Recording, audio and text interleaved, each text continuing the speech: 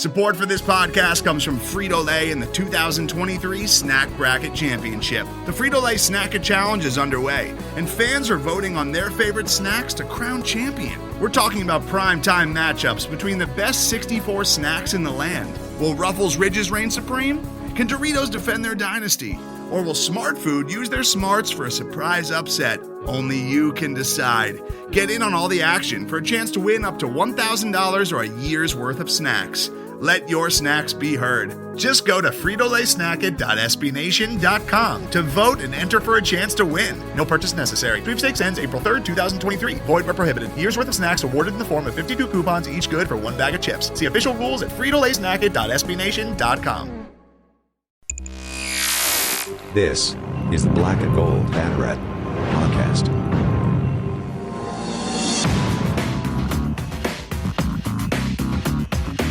Now, here are your hosts, Jeff Sharon, Eric Lopez, and Brian Murphy. Welcome. Jeff, Eric, and Brian with you here on the Black and Gold Banneret Podcast. We thank you for joining us. We're recording this on Wednesday night, March 31st. Oh my God, tomorrow's April Fool's Day, guys. Otherwise known as National Stay Off of Twitter Day. Otherwise known as what? Otherwise known as, like, tomorrow is not either of those things. What are you talking about? What is tomorrow? What is tomorrow, Jeff? Well, for the record, it's April 1st, Thursday. It's UCF Pro Day. Hello. Can't forget about Pro Day. We are recording this on a Wednesday night, but yeah, National Stay Off Twitter Day. I'm so disappointed. I'm so disappointed in all of you. It's Why? Major League Baseball opening day. There you go. That's happening. Well, Murph, we would be promoting that more, but as we'll get into it later, there's not a lot of UCF guys in the big leagues to start. No, there is not. All right. We'll talk about that a little bit later, but we've got a lot to talk about in what was a very good week for a few sports out here for UCF. Softball, massive week, went 5-0, Eric Lopez. That's correct, baby. I mean, obviously, we know they beat Florida, but then they go and they sweep 4 from Houston, 2 of them in walk-off fashion. Volleyball finished up an undefeated conference season. We'll hear from Coach Todd Dagenais. Men's tennis, they knocked off Wake Forest after their huge weekend against some teams out west, where they knocked off 3 ranked opponents on the road, 4 ranked opponents in a row now that they've knocked off. We'll hear from Gabe Decamps and Director of Tennis John Roddick. Plus, we'll talk about UCF Pro Day and more. But let's start, gentlemen. UCF Softball. Holy smokes. What is happening out here, Eric Lopez? So they get the big win against Florida. And here's how we know this win was big, Eric. All right. I had a bunch of people. All right. So I'm at my son's Little League game. And I had a bunch of people coming up to me saying, hey, did you watch that softball game between UCF and Florida? That was an amazing game. That was the best softball game I've ever seen. You were right, Elo. Yeah. Eyes are being drawn toward UCF softball based on that victory. And then what do they do to follow it up? Exactly what they need to. They play Houston at home, and they sweep them 4 in a row. You were doing the games. 2 of them were in walk-off fashion, including the finale on Sunday. They got the doubleheader win on Friday. It wasn't easy. They had to come back a couple times in order to do that. But here they are, 4-0 in conference to start out. They won 6 in a row. They are 24-6 overall. And what does that get them in the rankings, Eric Lopez? It keeps them in the 20s, apparently, in the rankings. That's what it does. What? Well, here's the thing. I mean, first of all, I've ripped softball polls for many years, so I'm not shocked. You rip everything with softball. I'm not surprised by that. That's why it's really kind of a weekly running. It's like a weekly running segment now. I know. What part of softball is Eric going to go after this week? Because they don't the softball coaches don't do any research. They don't do anything about that. So and here's the thing, okay? And I'm glad you brought this up because everybody wants to bash the football. Oh, the football polls, they're biased. Oh, the playoff system's all rigged. You realize that football actually in 2020 ranked UCF, SMU, Cincinnati, all right, Tulsa, San Jose State, Louisiana Lafayette, Coastal Carolina. My point is, they're not shy to rank teams from out of the Power 5 into the top 25, unlike softball, which refuses to do that. And I would argue all women's sports refuse to do that because they're stupid. And that's in softball is a great example. There's 2 ranked teams out of the top in the top 25 that are not power conference teams. That's UCF and Louisiana Lafayette. And I would argue the reason they're ranked is because of the brands they have. There's other teams like Texas State that I won't, you can listen to my In the Circle podcast and listen to the rest of it. But there are other teams that should be ranked that are not. But these are the same coaches that continue to vote for a team like Auburn, who is like not in the top 25, even though they're one of the bottom teams in the SEC. But then they're going to complain in 2 months when the SEC has all 13 teams in the NCAA tournament. So that's the issue with softball. That's why the rankings are a joke. And that's why I always defend the football side, because people think football is that bad. No, trust me. And we'll hear from Todd Dagenais about this later, because I know we're going to get into the volleyball polls. It's way worse in the top in the Olympic sports. Way worse. LSU. I mean, all right. So UCF is 22nd in the National Fast Pitch Coaches Association USA Today poll, which means they moved up exactly 0 spots after beating Florida, who's the number 5 team in the country, and Florida didn't move down. Well, I don't have a problem with that. They went 3-1. They swept LSU. I don't have an issue with that. UCF should have moved. I've never seen. They swept LSU. LSU's 18-11. That's fine, but I'm not going to punish Florida. Hell, if I'm UCF, I want Florida to stay in the top 5. Are you kidding me? Makes our win look better. UCF did not move, though. That's the highlight right there. You just said they did not move, going 5-0 with a win over a top 5 team. That is insane. But that tells you how clueless they are, and it's a serious problem. And again, I think women's sports in particular, for whatever the reason, have a hard time figuring out this kind of stuff. And I don't know what it is. I think it's laziness, personally. I don't think they know how to do the research. I think they kind of just go by, they just fall back on things. I at least give credit to baseball and men's soccer and football and men's basketball. They try to actually vote mid-major teams. For whatever reason, the women's sports, and this is not a sexist comment. This is reality here. This is real. Look at all the women's sports, and you notice the same trends. It's the same trends. Mm-hmm. Let me ask you about what we learned from this 4-game set. This is the first time that UCF has played a 4-game conference series now. You were concerned about the pitching and how that would shake out, but it seemed to work out just fine for UCF overall. How did this? What were the big differences this week in a 4-game versus what we've seen forever, which is a 3-game series? And what was UCF able to work out this week that you think will help them going forward? The irony is, people might be surprised by this comment, but I think their most significant win of the week was on Sunday and it's not because of the opponent, it's not because of how they won, but because of what happened in that game. And what happened in that Sunday's game was Brianna Vasquez came in relief of Gianna Mancho, had some, quote, control issues. I call it the umpires not knowing the rule book and telling the batters to get out of the box. Anyway, there it is, Murph. We got the umpires, we got the polls. Who are we missing? I have a beverage drink, Murphin, Your Honor, right now. You have a beverage drink. That is what we like to call redundancy in our business. Department's a redundancy department. Yes. My ears are bleeding. My ears are bleeding now. Thank you. But so they're down 3-1, but they brought in Brianna Vasquez in relief, and she threw 3 shutout innings, allowed them to come back and pull the game out. I think that's very significant, Jeffrey, because Aaliyah, needed that big confidence booster. Yep. And I think if you can get her going, now you've got 3 pitchers, and nobody else in the American could say that in a 4-game series. I think that's a significant development. They needed that. Coach Bear even admitted that in the post game, which you can watch on our YouTube page on Black Gold Banneret. I think they know that was a significant moment for Brianna because she could be a huge asset to this team moving forward, and they need that. You can't just run Aaliyah and Gianna throwing up 2 games each weekend. You're going to need extra innings from somebody else. And if Brianna could do what she did on Sunday and that be the beginning, I think that's huge for this team as far as conference championship implications.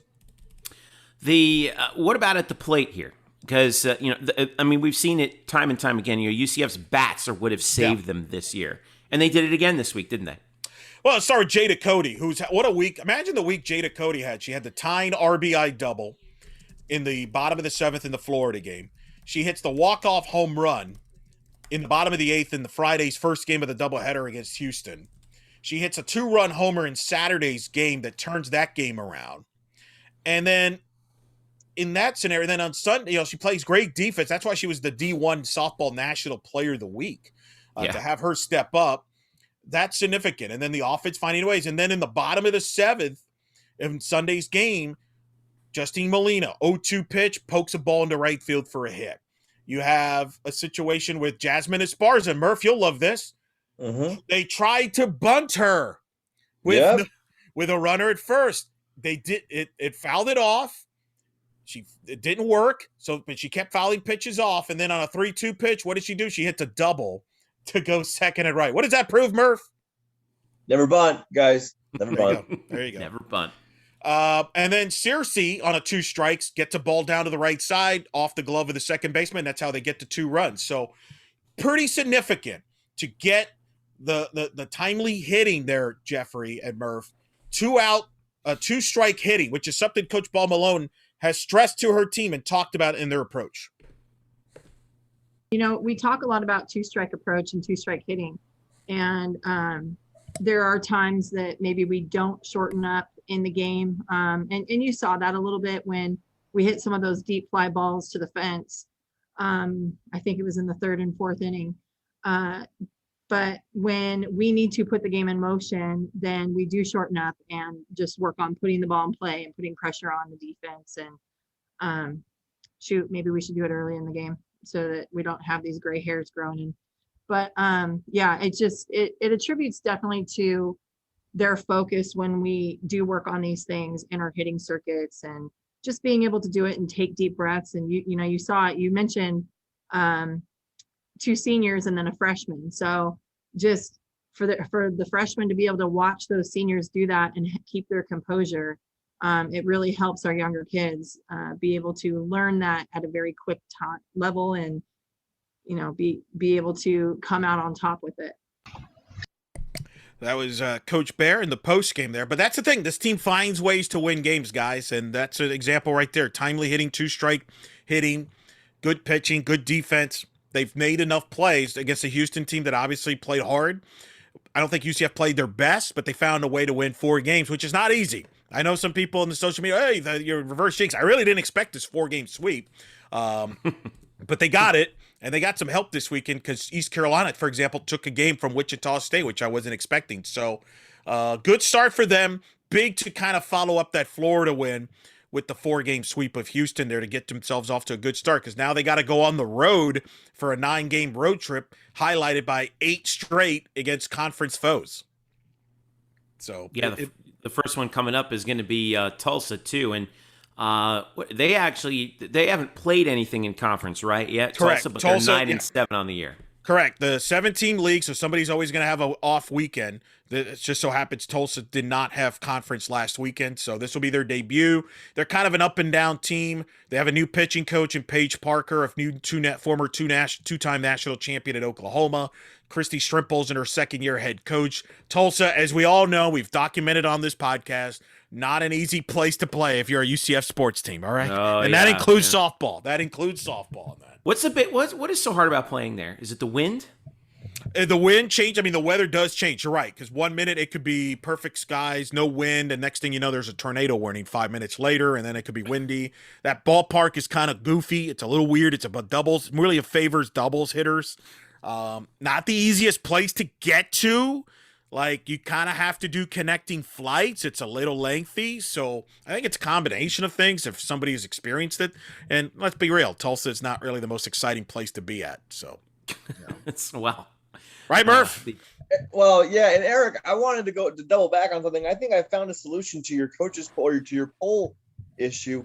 They need to do what football does, which is basically just assign an intern the ability to watch some games and find out what's actually going on in the sport. And then have that person rank the teams. Amen. And make it seem like the coach is ranking the teams, but the coach never does because the coach never pays attention anyway. And listen, give them a subscription to ESPN Plus. Give them a bundle, whatever, because that you can watch a lot of softball there, including UCF. Just saying, you could just that you can watch games on softball. It's not like the old days where you had no idea like games were not on streaming or TV. You can watch softball and, more importantly, listen to the broadcast. That's right. Oh, cheap plug. That's right. Here's Coach Bear talking about what UCF has coming up this week with the Tulsa Golden Hurricane on the road.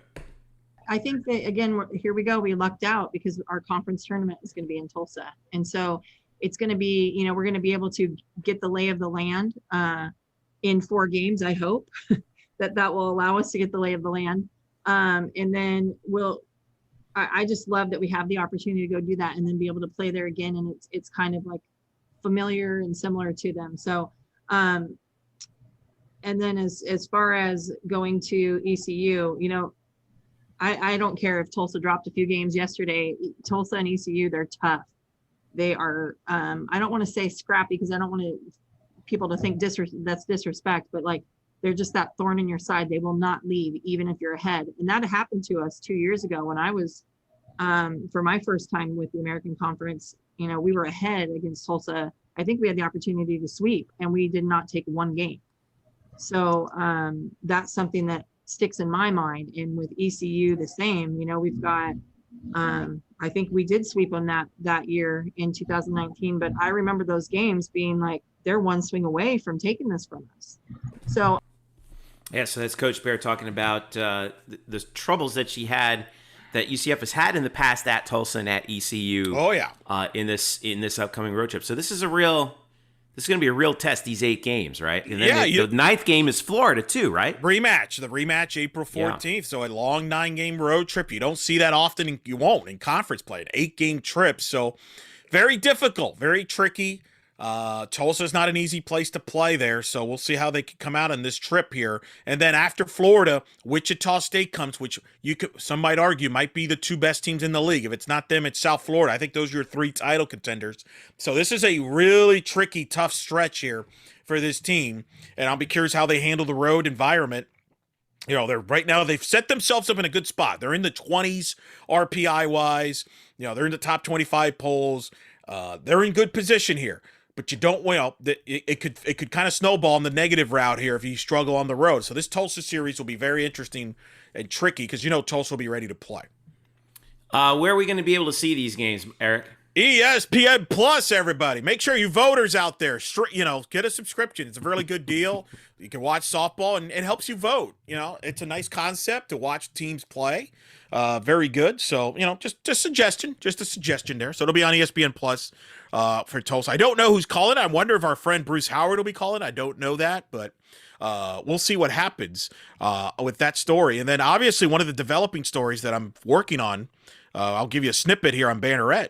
We might find out in the next couple of weeks that the regionals and super regionals for softball could be predetermined sites.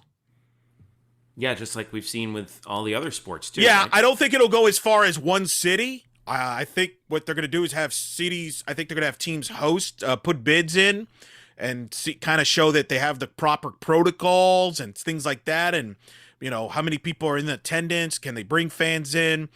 This is going to cause a lot of controversy because there's going to be a lot of conspiracies. The SEC gets a favoritism. The Big Ten, which is only playing conference only, do they get a spot, all predetermined hosting spot, even though they're not even, they're not playing out of conference? So we're headed for more people being annoyed with. And I would assume baseball may have to go the same route because if they don't, they'll hear about it. So we'll see. All right, so that'll put the lid on softball for now. By the way, the schedule is a little bit weird. It's a Thursday, 6 p.m. first game. The doubleheader will be on Friday, 4 and 6 Eastern. And then Saturday, noon, the 4th game of the series. Yep, holidays. So it's holidays. Thursday, Friday, Saturday. They're back home for Easter Sunday. So pushed up a day, everything. But you'll be able to see that first game, 6 p.m., from Tulsa on ESPN+. Also this weekend, let's talk about a little UCF volleyball, shall we? The Knights swept the USF Bulls this past week to finish off the regular season. They finished with 1 loss the whole year. The record right now, as they stand, they're at 14 and 1 overall. 8-0 in conference, and these are the numbers that I wanted to pull up here because, first of all, credit to Coach Todd Dagenais, credit to his coaching staff, credit to the players for the unusual circumstances that they've been dealing with throughout the season. Guess what? They were able to roll through it. Their only loss was a 5-setter to Florida State in Tallahassee that I think if you asked them, they would be like, hey, we should have won this thing. But here's by the numbers UCF Volleyball at the end of the regular season. You guys ready for this? They've won 44 of 51 sets this season. They've won 24 out of 25 sets in conference play. Okay? They've won 75 of their last 90 overall, going back to the 2017 season. And this one's my favorite one. UCF against teams from the American Athletic Conference has won 49 of their last 51 matches. 49 of the last 51 against teams from the American. That's a stunning stretch of success for this team over the past really 3 seasons. And it continued on against USF. But now, here comes the hard part, right, Eric Lopez? Because with a 48-team tournament field, it's a 4-team tournament in the American. UCF is in as the 1 seed from the East. Houston is the 1 seed from the West. UCF has to play the 2 out of the West, which is Tulane once again, who they played twice earlier this year. Wasn't easy, by the way. But UCF finds themselves in a situation where, again, they have to win this tournament, it feels like, in order to get into the NCAA tournament with that decreased field. Yeah, all that stats don't matter if they don't take 2 wins this week, because it is a little unique this year with the NCAA tournament in volleyball going down to 48. It's all in Omaha, one location. That kind of leaves a lot of room for error. And we've had our friends, our Nebraska site, SB Nation site at Nebraska, did a really good article about it. Because, well, Murph, I don't know, it's not like they got to cover football over there, right? I mean, they don't have any good, right? I mean, wow. So you got to cover something you're good at. So volleyball, I guess, will have to do. But they made a great article about it. And there's been their coach over there in Nebraska and other coaches have been trying to petition to push this tournament back up to 64. Guess what? It's not going to happen. And it does create an interesting dynamic here in that there's going to be a lot of good teams that are going to miss the tournament because all the automatic bids for all the conferences are still in place. And it makes sense why you did that, because you want to motivate every conference to play the season. It also made sense when they made the decision. Yeah. The problem is, by reducing it to 48, you're losing 16 at-large teams. There are going to be some good teams that are going to miss the field, including teams that are ranked currently. So there's not a lot of room for error. And if you hear Todd Dagenais, even he knows, as he mentioned in his postgame on Saturday after the win against South Florida, he knows what this week means all for this team, because when it comes to the NCAA tournament, he knows where those at-large spits are probably going to go to.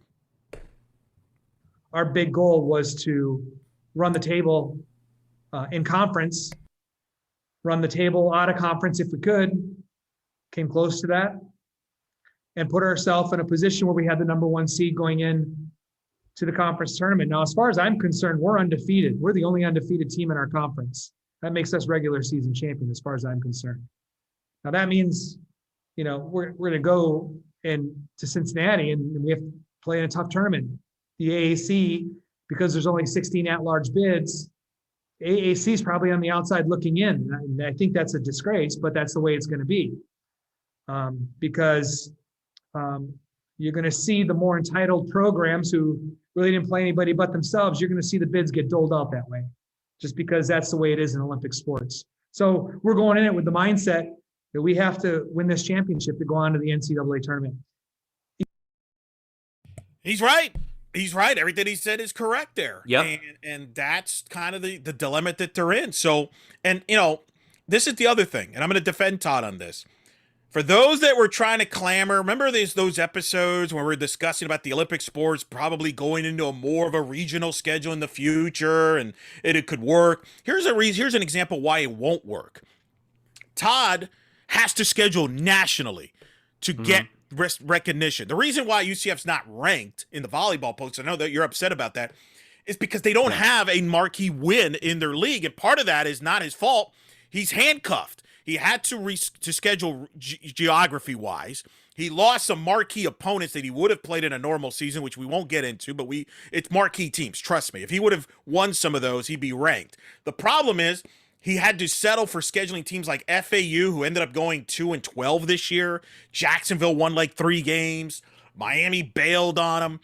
That's why regional scheduling will never work. You have to schedule nationally to get respect, and tennis has proven that, as we'll get into that.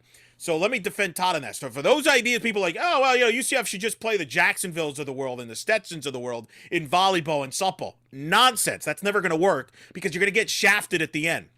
So unfortunately, because of all that combination, I do think he's got to win this tournament. You do not want this to be led up to the committee here on a Sunday in a year, especially here, Jeffrey, where there is no Florida host. There is no Florida State hosting. This is all in Omaha. And Murph, you're a geography expert. Orlando, Florida is kind of a far place to get to Omaha, isn't it?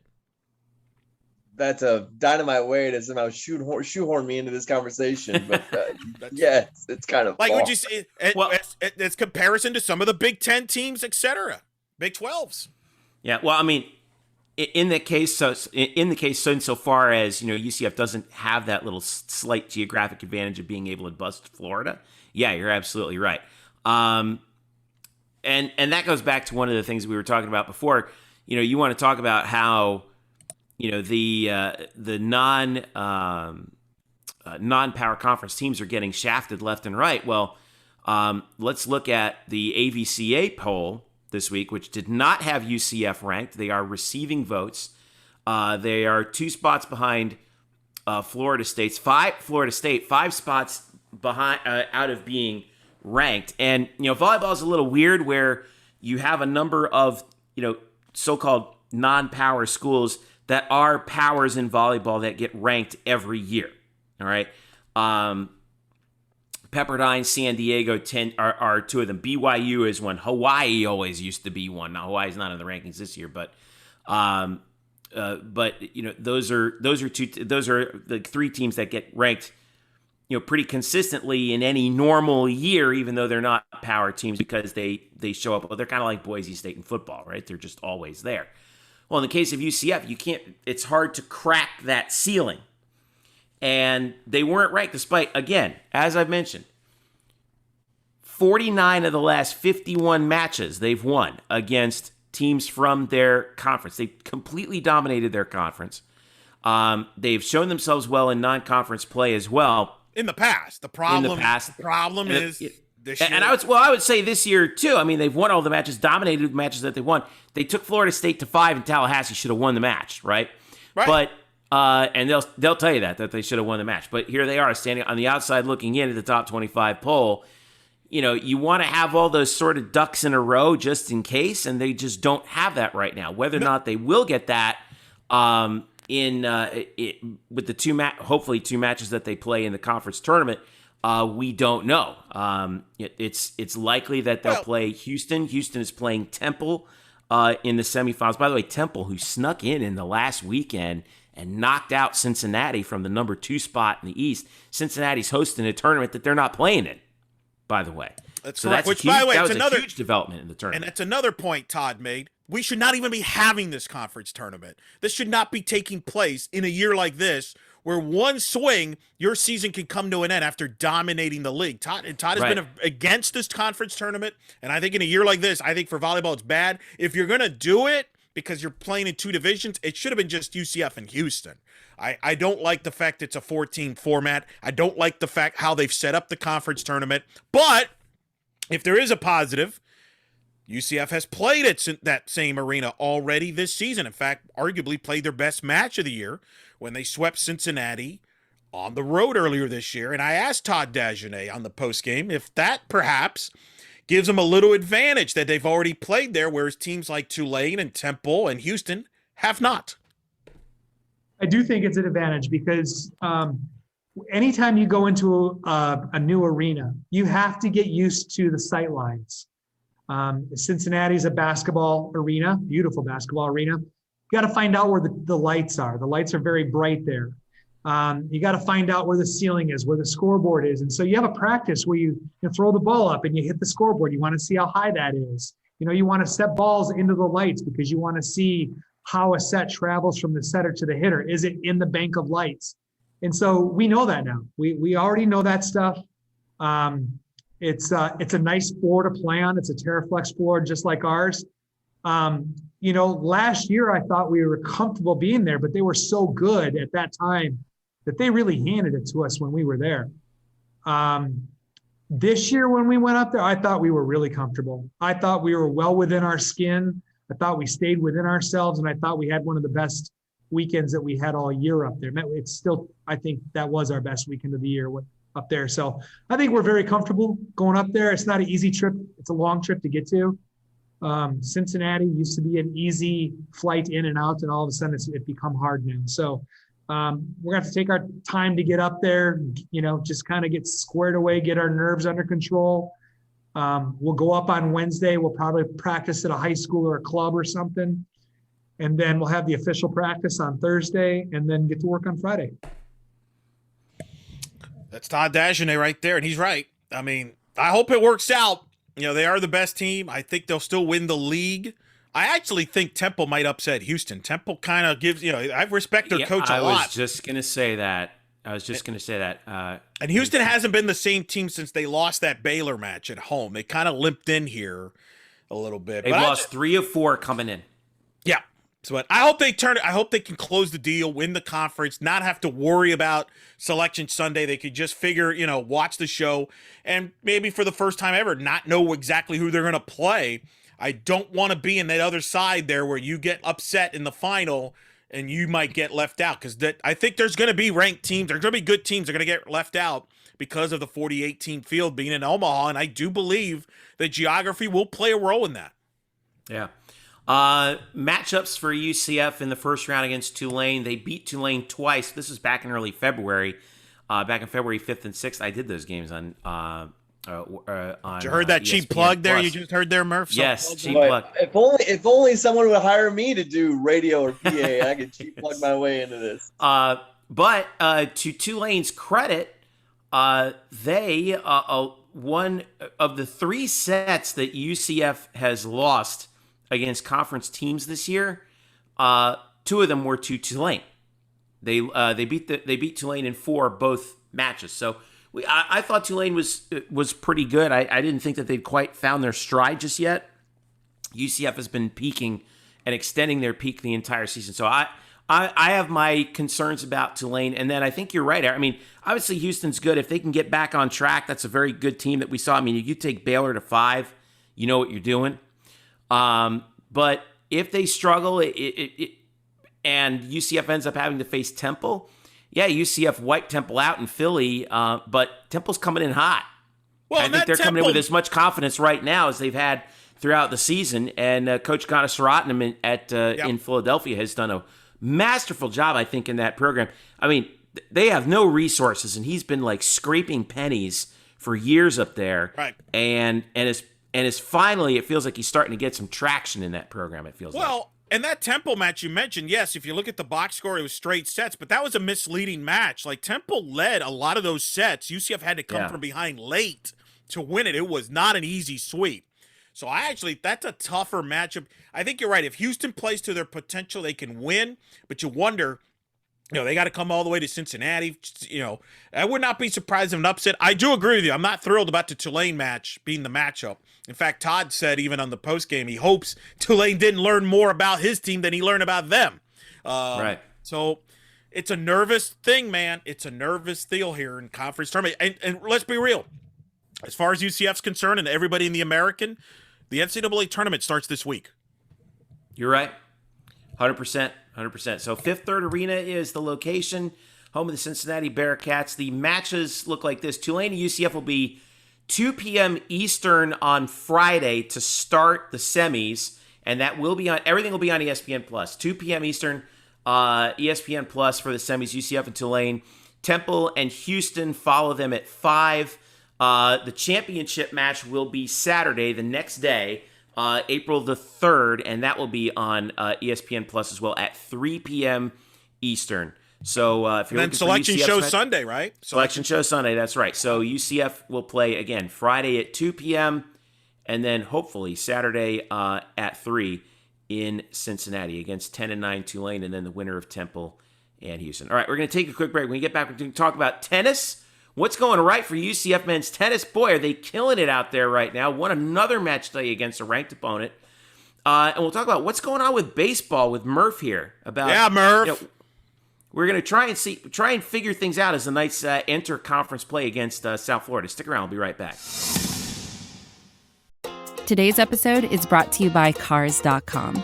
With over 2 million vehicles and 50,000 more added every day, Cars.com will match you with the perfect car for you, your budget, your life, your style. And if you're ready to say goodbye to your current car, Cars.com will get you an instant offer to cash it in. Just start by entering your license plate and get matched with a local dealer who will write you the check. So whether you're looking to buy or sell, just go to Cars.com. It's magical. Welcome back to the Black and Gold Banneret Podcast. Jeff Sharon, Eric Lopez, Brian Murphy with you here. Follow us on Twitter at UCF_Banneret. You can also follow us individually at Jeff_Sharon, Eric Lopez Elo, and Spokes_Murphy. All right.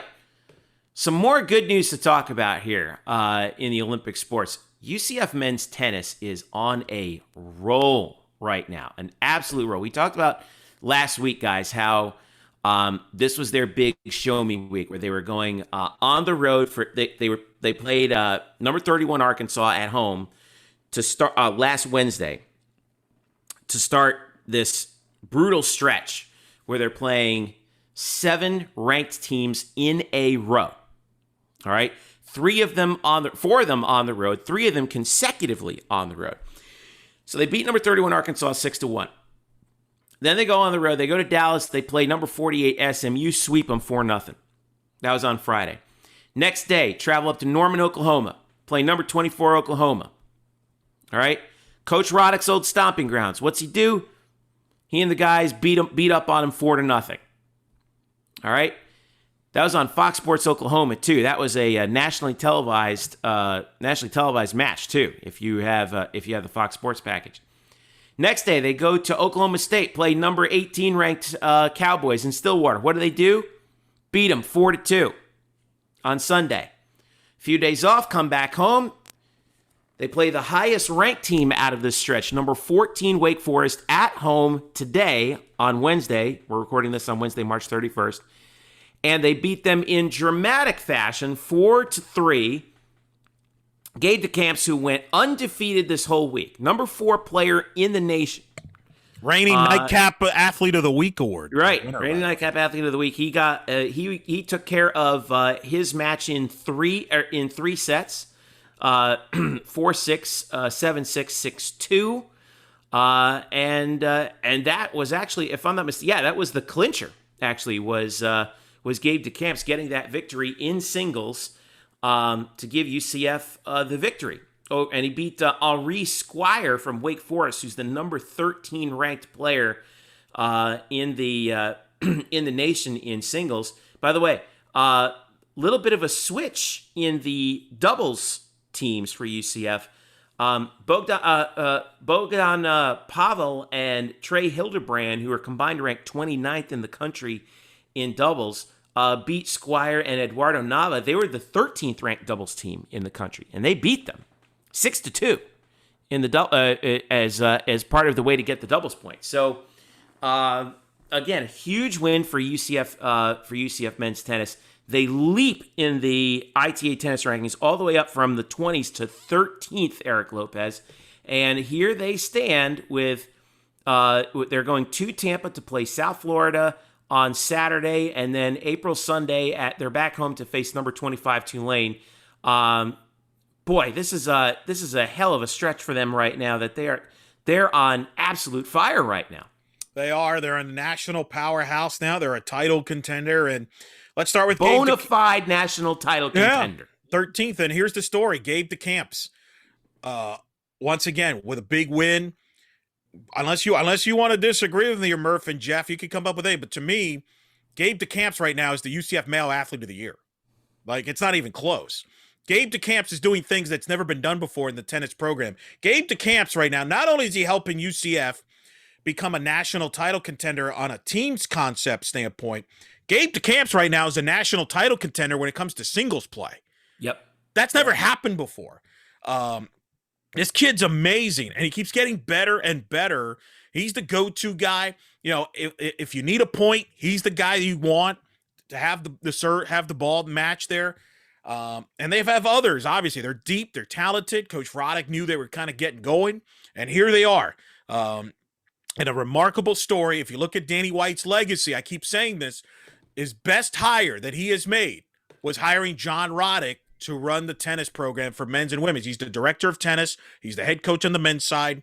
He hired Brian Konecko for the women's.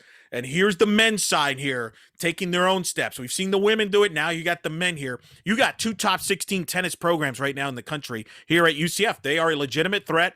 I don't know what the NCAA tournament outlook will be, if there's going to be predetermined sites or not, but they're in the mix. If there's not, they're in the mix to host. They have a beautiful facility.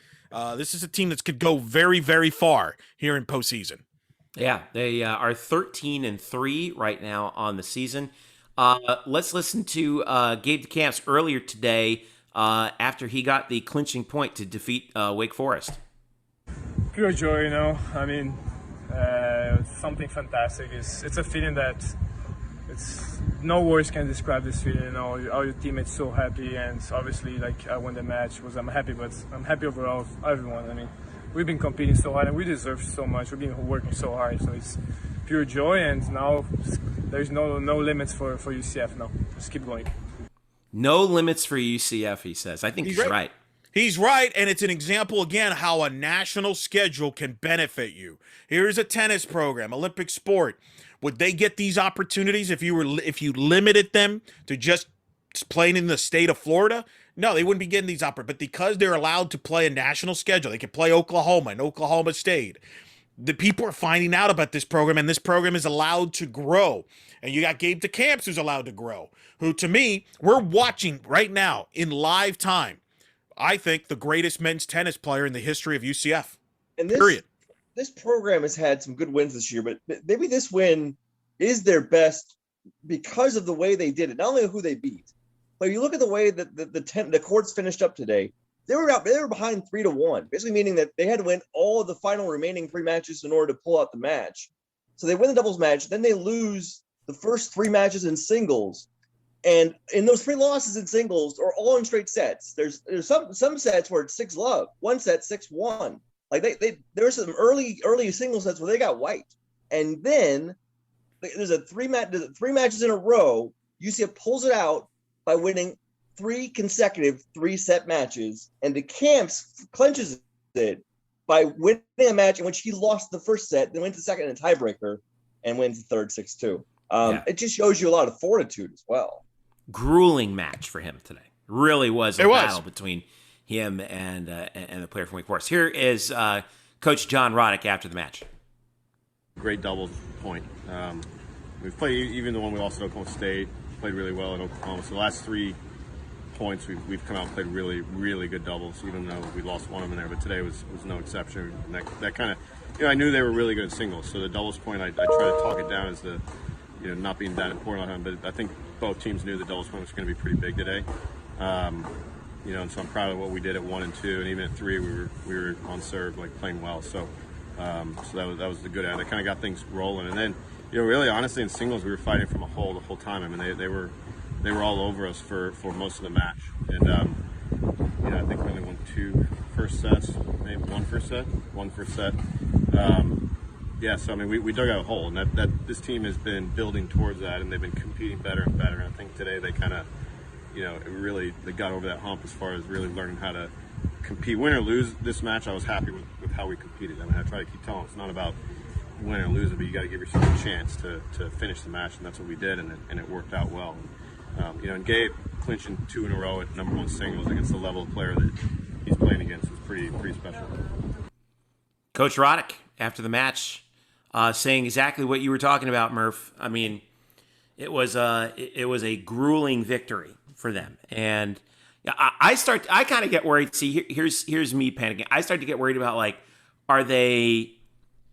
did the emotion of getting this win against Wake and the emotion of doing what they did out in Oklahoma and Texas, do they have enough gas in the tank to get through to through the conference tournament and then make a run in the NCAA?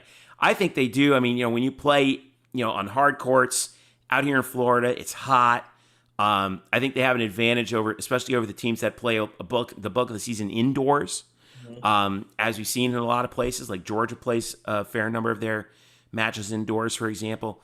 But it's still, they have to know the potential that they have right now. That this is a team that can win the national title. If you can go through this stretch like they did, dominate the teams that they've dominated. Even though they had a couple hiccups earlier in the season, like when they lost to number 11 Florida in the opener, I think if those two teams rematch, I think UCF would be a favorite right now. This is a really good team, and I think they have the chance to win it all. What do you guys think? Is that the ceiling right now? I mean, well, boy, it's kind of weird to say, like, that's. I almost scared to put that out there, because now you're putting expectations at the. I thought you didn't believe in jinxes, Murph. What? Say again? I thought you didn't believe in jinxes. Yeah, no. I'm just saying, like, I don't feel like we should all of a sudden think that this team. I think with this, we can certainly believe this team can win a national title.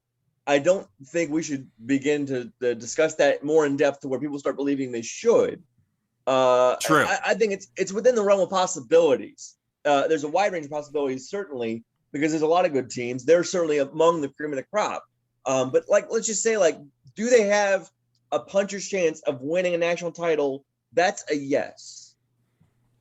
They have 6 matches left. Their next one is their last road match of the regular season at number 37 South Florida on Saturday. Then they have number 25 Tulane at home on Sunday. A week off before they play UNF the following Sunday, April 11th, and then they play Wichita State the day after that, Monday, April the 12th. Conference tournament is April 23rd through 25th. At the USTA National Campus, and then we see what happens in the NCAAs, Eric. And this is why I do think they have a chance, unless this has changed. So you could check if I'm wrong on this. The NCAA Championships for tennis this year is in Lake Nona, May 16th through the 28th, I believe, in Orlando. So they would have the home field at court advantage if they can get that far. So we'll see. It's just so weird to say, right, Murph? Because you covered tennis way back in the Stone Ages when they were. Where were they playing when you? So did I. Don't forget. They had those courts that were next to the main Rec and Wellness Center, the main gym there. Right, they were next to the pool. Right, yeah, right next to the pool and the Nike apartments.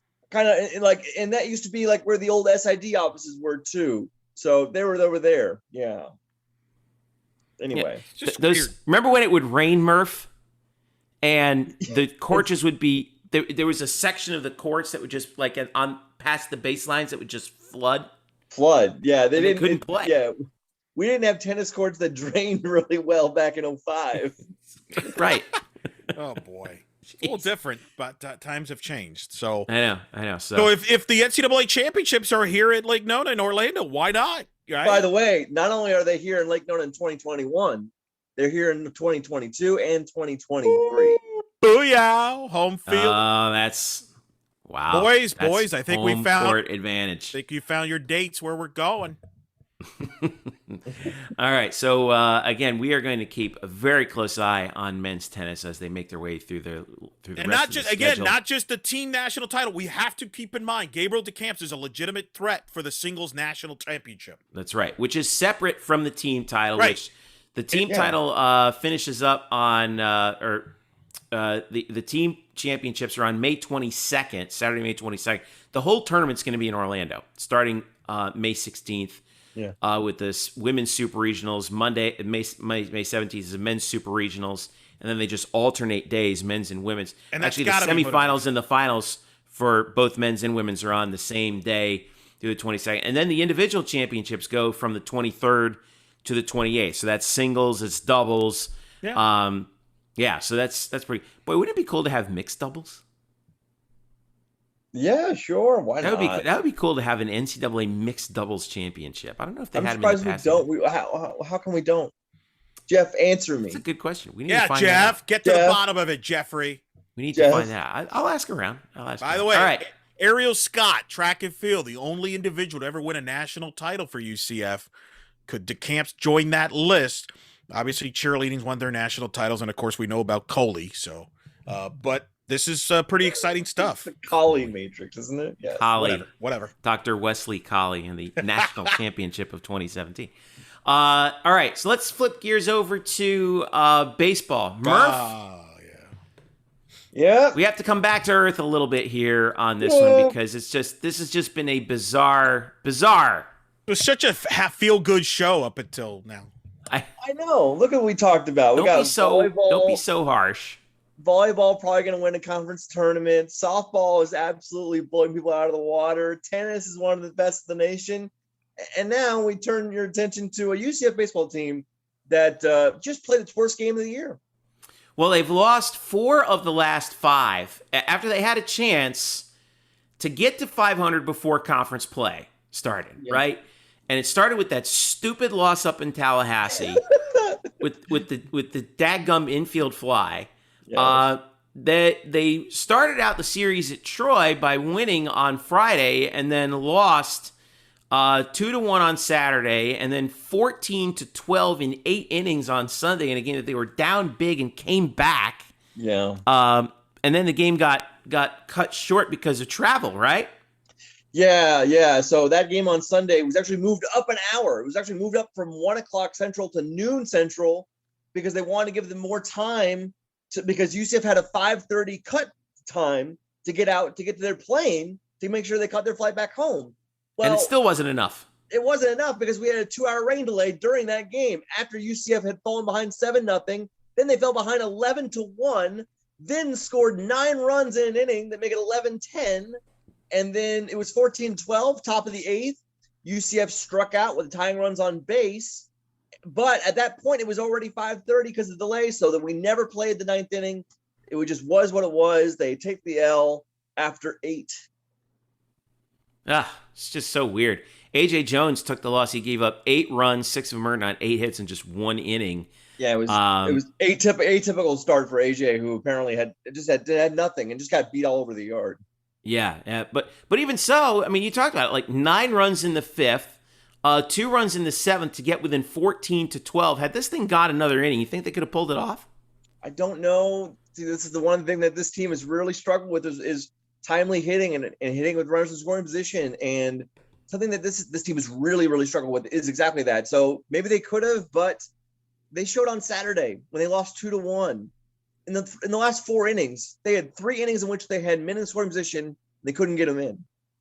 It's been a bugaboo for this team all year long. That's why they're 2-7 in close game in one-run games. I think that's the most important stat of the year so far. They've lost 7 of 9 games decided by a single run, and a lot of that's because when they have got chances to either add on to leads or get big hits to either tie games up or take the lead, they can't come up with them. And this is a good offense. We can get into why this team is good. There's a lot of reasons why this team is actually pretty good. But it's those little small things that they're just not doing, and it's led them to a 10-14 start. A bewildering, puzzling, worst start of any Greg Lovelady season since he's been here. Yeah, I mean, I'm looking at the numbers here. Offensively, tied for 38th in home runs a game. They're 46th in stolen bases a game. Strikeout to walk ratio, 51st. It's just that they just can't seem to catch the breaks when they really need to. And that really reared its head on Tuesday night at home back to face Jacksonville.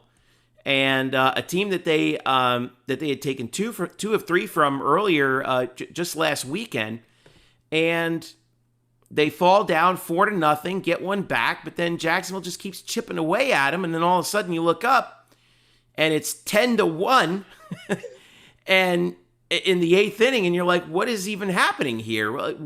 You were pretty vocal about how you thought this was the worst game that they had played thus far this year. Why was that? Yeah, it's not close. It was early. I thought that the first 6 innings, it was certainly the dreariest game, the least energetic game, the most lackadaisical game they'd played all year. There was no energy on that field from UCF on Tuesday night against Jacksonville, a team that I believe now, Jeff, you can correct me if I'm wrong, I believe they're now 6-16 this season. And so that means that Jacksonville has gotten a third of their wins this season against UCF, which is not what you want. If you want to make it, it's not what you want. 5-15, by the way, Murph. 5-15. This is actually 5-15. They've actually had 40% of their wins against UCF, and this is a game in which Jacksonville, it was a bullpen game for both teams. So both teams were going to go through a bunch of pitchers, and Jacksonville throws out a pitcher out there who entered with a 20.25 ERA in 6 appearances. In 5 of those 6 appearances, he had given up multiple earned runs, and in this appearance, he goes 3 scoreless with 2 hits and 4 or 5 Ks. There was nothing on either side of the diamond for UCF in this game. They looked very disinterested. Then there were just some sloppy defensive plays. It was really bad, and it all culminated in one of the I don't know if it's not a strange scene. It's just something we haven't seen before this year. At the end of this loss, this really debilitating, awful loss, Lovelady gets together with the players as he usually does in right field, and they have their little team meeting in right field. Then the players leave, and usually the coaches leave right with them. But in this time, the coaches don't leave, and so you have the 4 coaches: Nick Oddie, Ted Tom, Chris Cates, and Greg Lovelady, sitting in the dugout for a good 15 minutes, just sort of sitting next to each other, and you can see they're talking a little bit, but mostly it just looks like they're like looking at the field and kind of stunned. And then Lovelady comes and does a press conference in which I've never seen him use fewer words in any press availability ever. The man is very talkative. He likes to speak and is very loquacious. He did not want to say anything in this presser. He basically just said that they need to play better and the coaches need to coach better. And he used a lot of cliches. Afterwards, I thought it was Josh Heupel. I really thought like Josh Heupel had taken over the baseball presser because that's what Greg Lovelady sounded like. And then for the next 35 minutes, the coaches remained in the dugout and just remained in the dugout sitting and talking, because this is a team that's had a lot of expectations coming in this year. We talked about how they were projected to finish second in the conference behind ECU. Maybe they could compete with ECU in the conference this year. And like you said, Jeff, the stats look fine. I think they're second in the conference in runs. They're second in the conference in home runs. They're third in ERA, which there's no good ERAs in this conference, but they're third. And yet they're 10-14. They've had some bad losses. And this team is kind of floundering now after a week in which they've had, another 2 more 1-run losses and their worst game of the year on the eve of conference play. We are at a total crossroads with this team. I'm glad you brought that up because that dovetails into my question here. Like, and I am looking through the conference rankings, and they're right there at the top in both offense and defense. Yeah, in a number of different things. Offense and pitching, defense has been bad. I don't know what they're second. Well, yeah, offense and pitching, I should say. The defense has been rough. Yeah, and that's one of the things. The defense is bad, but the offensive pitching, look, I think their ERA is like 4.92, and that's not good.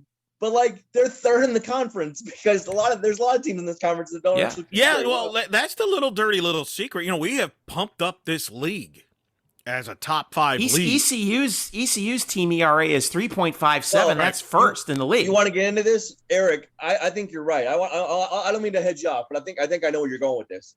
We talk about this. We talk about this being a very deep league this year with 8 teams and not just ECU, but Tulane and Houston and UCF. You can make a big run here for multiple, at least 3 bids into a tournament. Right now, guys, this is a 1-bid league. This is a 1-bid league right now. ECU, and no one is close to ECU. ECU, I believe, is 11-5. Wichita State is 12-8, and then it's just down from there. There's I think in the RPI, I believe ECU is 13 and Wichita State has the second highest RPI, and they're in the 80s. 88. I got it right here. I have it right here. Yeah. East Carolina is 18-5. By the way, can we need to find out who the heck is at Fairfield, because Fairfield is number 1 RPI in baseball. Fairfield is in the top 10 in volleyball, and Fairfield is in the top rankings in softball. What the heck? Hang the banner now up in Fairfield. Hang the banners now. Stop the count. Complete the trifecta about complaining about polls. Do you want to look at the top 10 in the RPI? There's Quinnipiac. Right. It's awful. Clearly they're running they know the formula. But no, look, I think this is quietly a developing, interesting story, and maybe it's a positive for UCF in that they're not the only team in the league struggling. You mentioned it. I mean, East Carolina's doing their thing, but you're right. Wichita State's 12-8.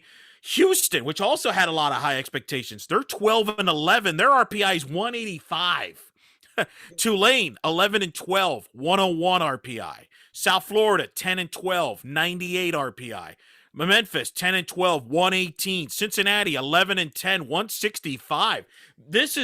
I've never seen the league like this. The RPI has them as the 7th rated conference in college baseball, which for the American, that is down. They are usually in the 4th, no worse than 4-5.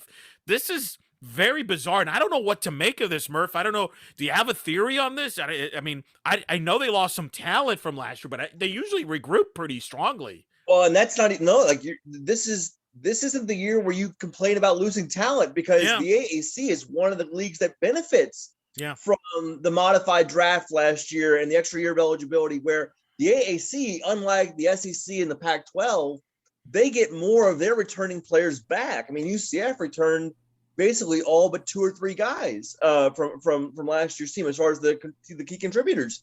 Some seniors came back. So no, I don't think it's a dearth of talent. I just think that there's been a lot of surprising results, and teams are playing up to their potential. Well, I think you're right. It's funny. I'm looking at Houston. They split a 4-game series with Texas Arlington, for example. They dropped the game to Texas A&M Corpus Christi. They've lost to Lamar. I think that's the problem.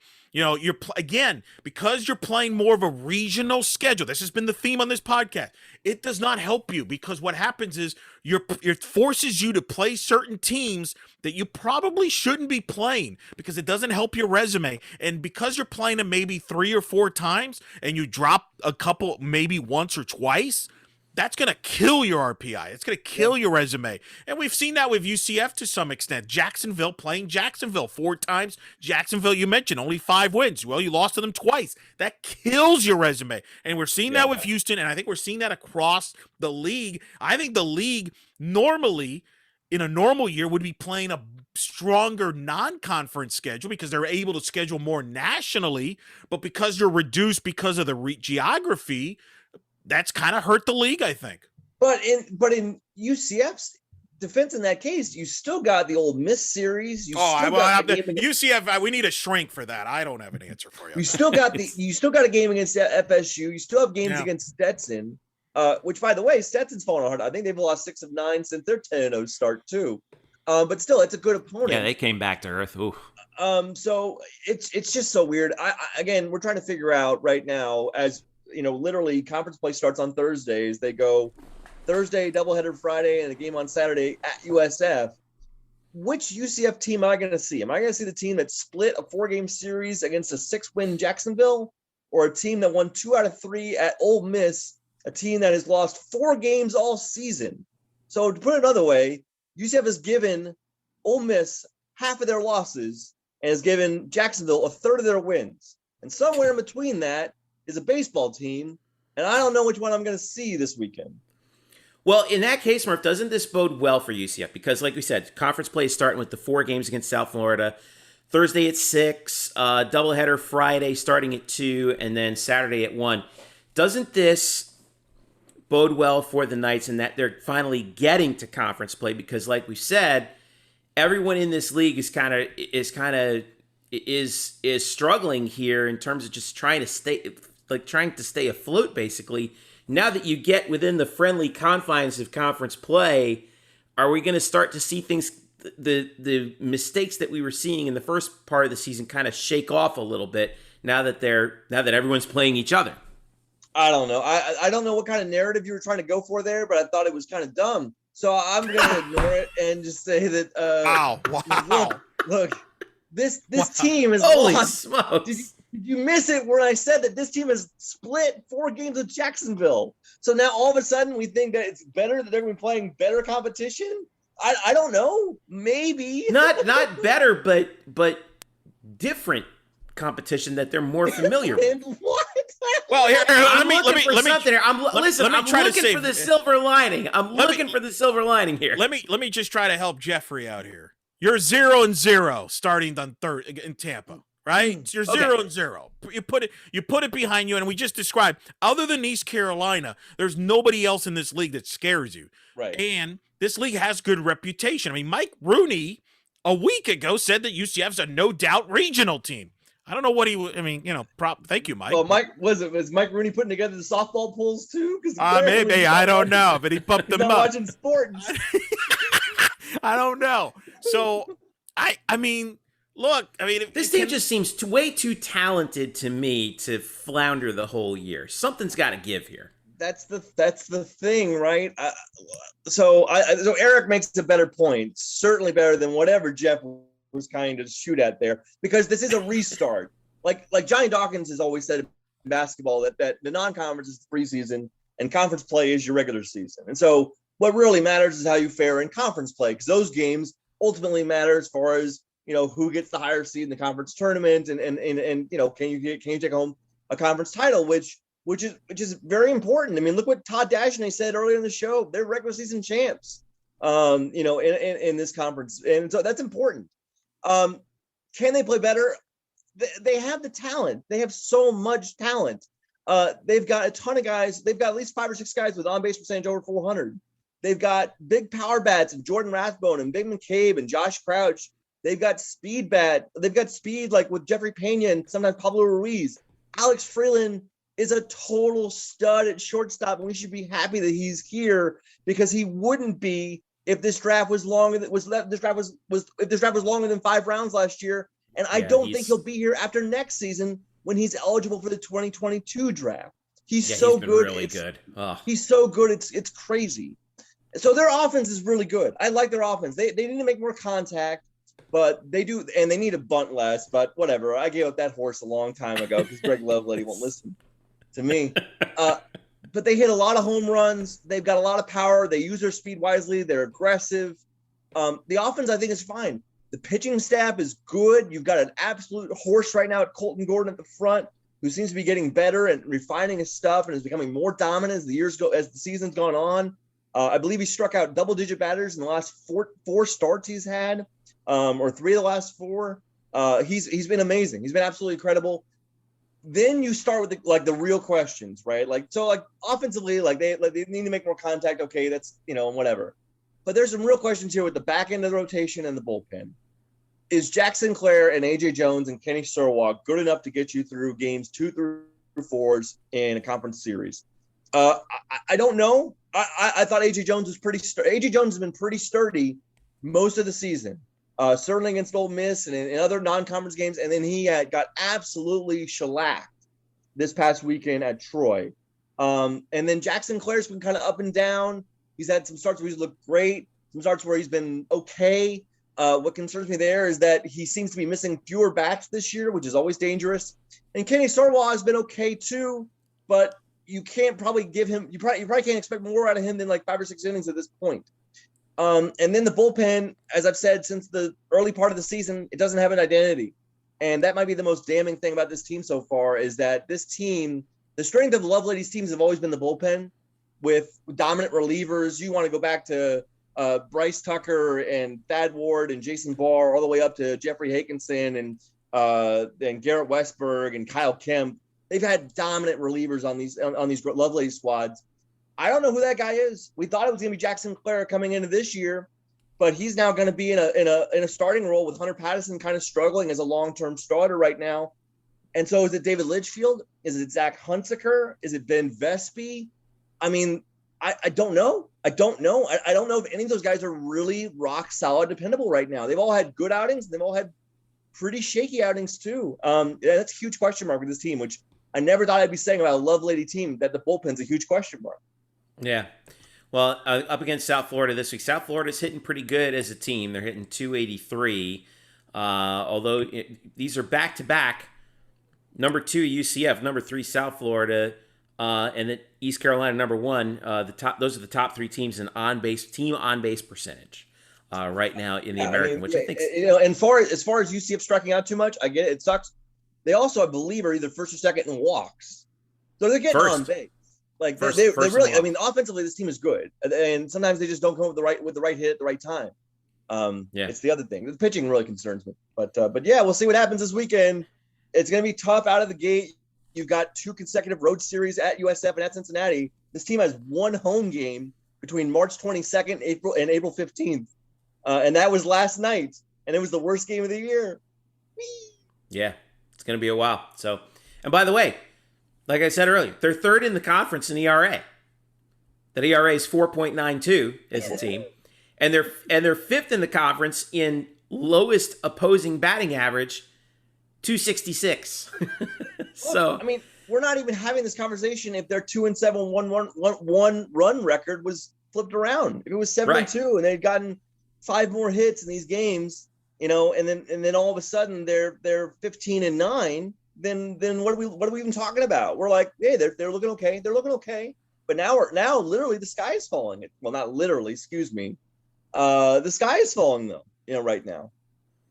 Yeah, but hey, pull together something in conference. It's on the road, like you said, in Tampa, but you pull together something here. You got 4 games to sort it out against a team that I think UCF does match up pretty well against. So now or never, at least at this point. By the way, USF, obviously, this is the only team that they play more than once in conference because they play them at home April 16th through the 18th in that 4-game set. But it is a 4-game set starting on Thursday, April the 1st, 6 p.m.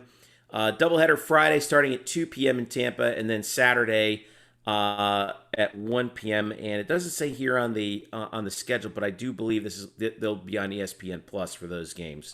Yeah, they have to be.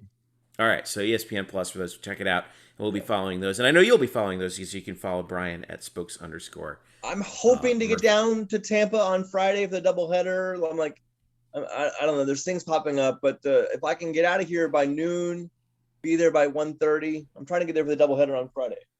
Yeah. You get your work done early, right? Yeah. Take care of business. All right, let's take a break. When we come back, soccer. Update you on the men's and women's teams there. And then also, we talked about the men's tennis team that's has such a big week. Women's tennis is going to have a big week coming up. So we're going to be following that and more when we return. It's the Black and Gold Banneret Podcast. Don't go away. Welcome back to the Black and Gold Banneret Podcast. Jeff, Eric, and Brian with you here. Follow us at UCF_Banneret, Facebook.com/Black and Gold Banneret, and of course, blackandgoldbanneret.com, where every Monday, catch your nightcap, where we go over the weekend's events from all UCF's Olympic sports. Lots to talk about there, including number 18 women's tennis, 9-0 at home now, Eric Lopez, as they knocked off SMU. And here's the story with women's tennis that I think we need to with the men's team, like we talked about earlier, playing really well. Women's tennis is very much under the radar. All right, they're at 11-3 right now, and they have their big road stretch coming up. They do the same thing that the men did. Out to Oklahoma, they play Oklahoma State, ranked number 41 in Stillwater, on Saturday, and then they play number 33 Oklahoma in Norman on Sunday. And then they don't leave the state the rest of the year because they got 3 home matches, and then their only road matches in Tallahassee against Florida State. Before they finish up the regular season, and then the AAC Championships April 22nd through the 25th. So they haven't played a ranked team since March the 6th when they beat Furman, and this is another big spot for this team right now, where a little bit of a show me weekend for them too, right? No doubt. I mean, can they duplicate what the men did? Who knows? But yeah, this is their turn now to kind of make this big push here and try to move up in the rankings like the men's did. And they've been rolling. They've been consistent from day one. And they're more balanced. They got a lot of variety on their roster, They don't have a top 10 singles player, quote unquote, but they have a lot of ranked players, and they're very loaded as well. And have the experience from a team that have a lot of players that were in that Sweet 16 team 2 years ago. Right, and I think they're hungry too, based on that experience. I think that how about the value of having that experience from 2 years ago, right? Sure, and the hunger that you didn't have last year, that's a whole can of worms there. Yeah, you're not just glad to be there anymore. Yeah, now you're really feeling like you have it, that you belong and you got something to prove. So, April 3rd and 4th against the two big schools from Oklahoma before they come back Friday, April 9th to play South Florida at home. Women's soccer did not play this past weekend against SMU. That match was postponed due to some COVID problems with the Mustangs. And Eric, this hurts the women's soccer team, I think, more than usual because this felt like a victory that they could have had in the bag because SMU they're only 1-1 on the season. UCF, that's 3 points that they desperately need that they're not going to get now in the standings. They have a week off before they play Houston on Sunday, April the 11th, and then it's hopefully off to the AAC Championships, but we just don't know yet right now because only the top four qualify. And right now, UCF is 1 point out. The top four right now are South Florida, Memphis, Cincinnati, East Carolina. ECU's got 8 points on the season. UCF's got 7. They kind of needed those points up on the board and a result against SMU, and they're not going to get it. So now it comes down to they got to get 3 against Houston to have a shot, right? And they need help because East Carolina's got Tulsa on Saturday. And I'm looking here. I'm wondering, are they able to even reschedule that or not? Because you're right, they're kind of short. East Carolina. Now, the good news is East Carolina's at Memphis to end the season. If you're UCF, you're rooting for Memphis to take out East Carolina. And then you're hoping Tulsa maybe could get a draw with ECU, and then UCF beats Houston. You can get in that way, but not a very peculiar situation, to say the least. Yeah, I'm looking to see SMU because they've only played 2 matches all season. Because SMU's really been stringent on their regulations with regard to COVID here too, by the way. They beat Temple. They lost to ECU.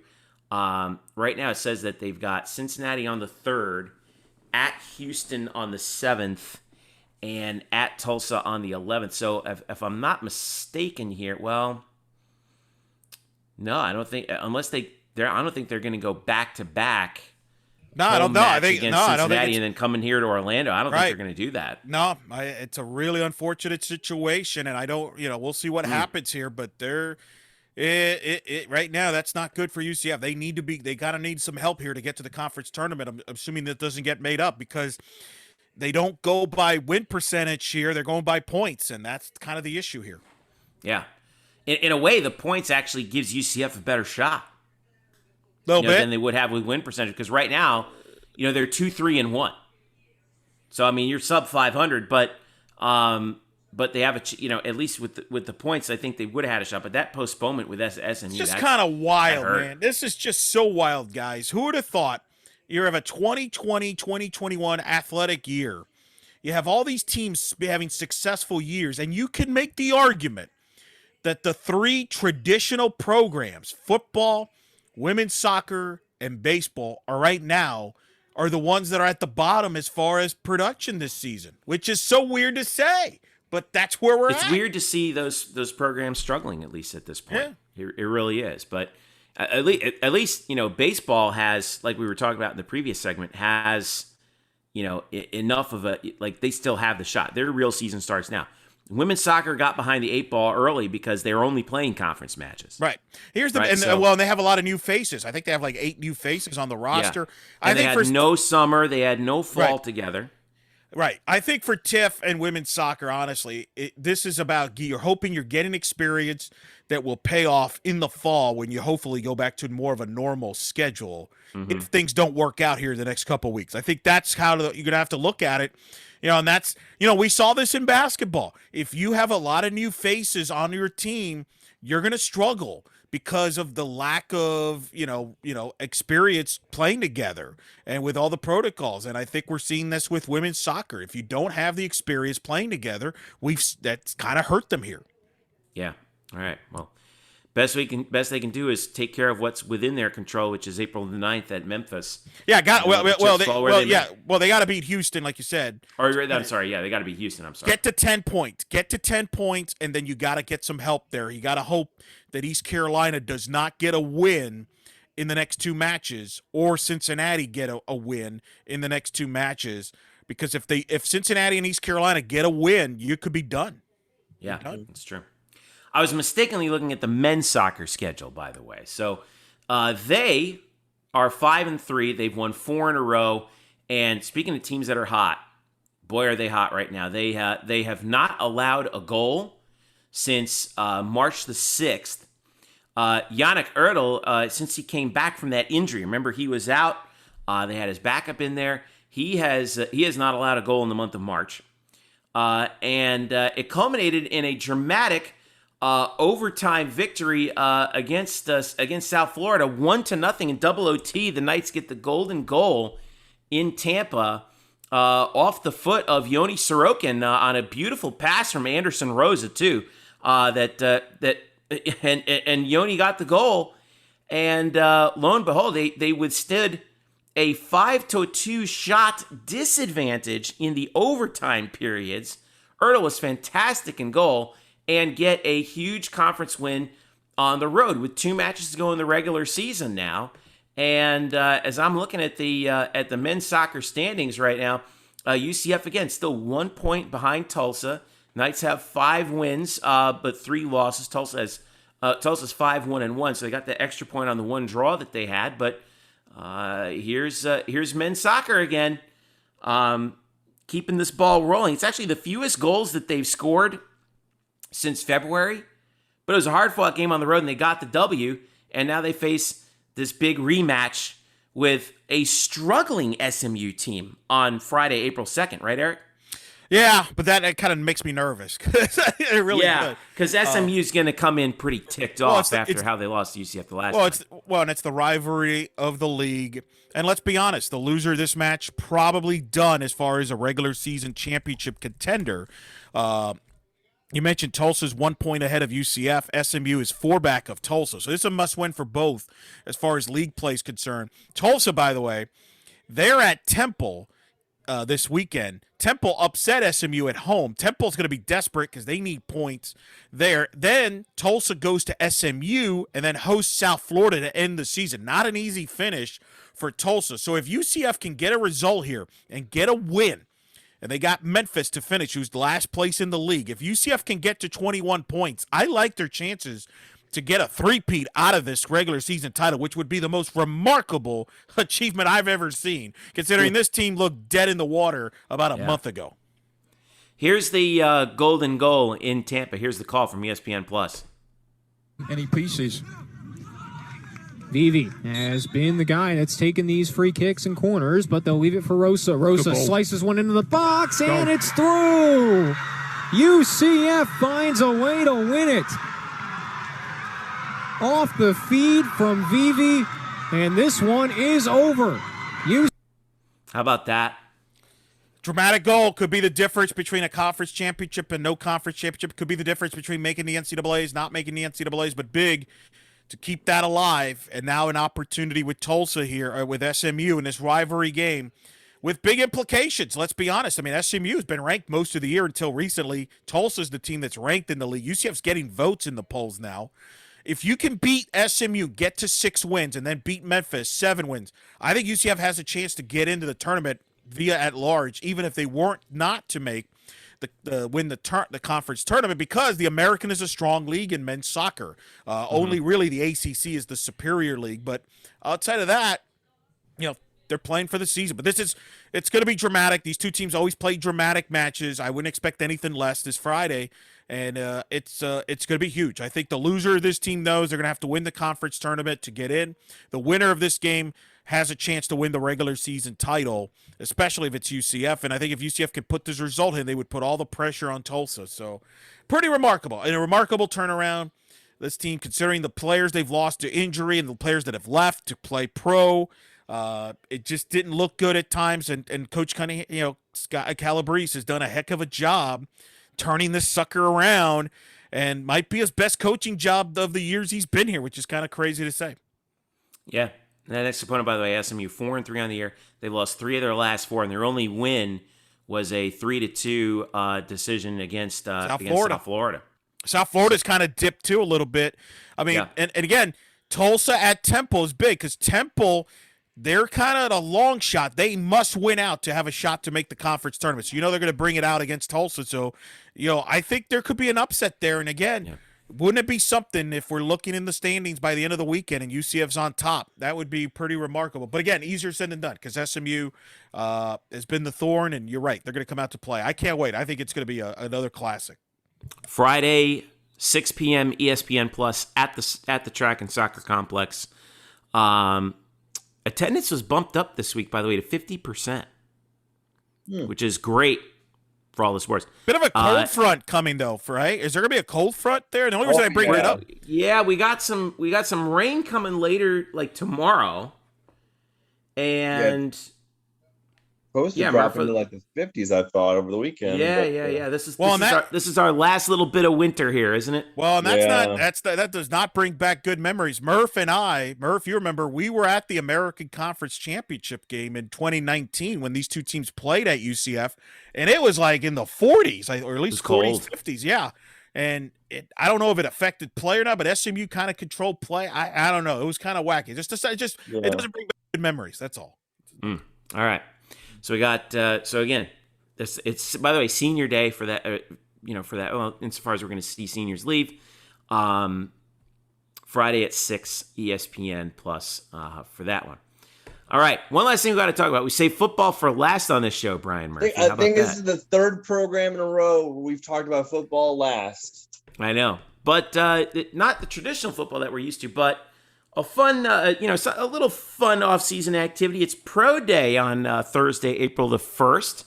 UCF will be hosting, obviously, a bunch of NFL teams here to take a look at not just players who are entering the draft this year, but also a few free agents who might have some opportunities here. So, who are we going to see on Thursday here, Murph, as UCF gets ready for this socially distanced Pro Day?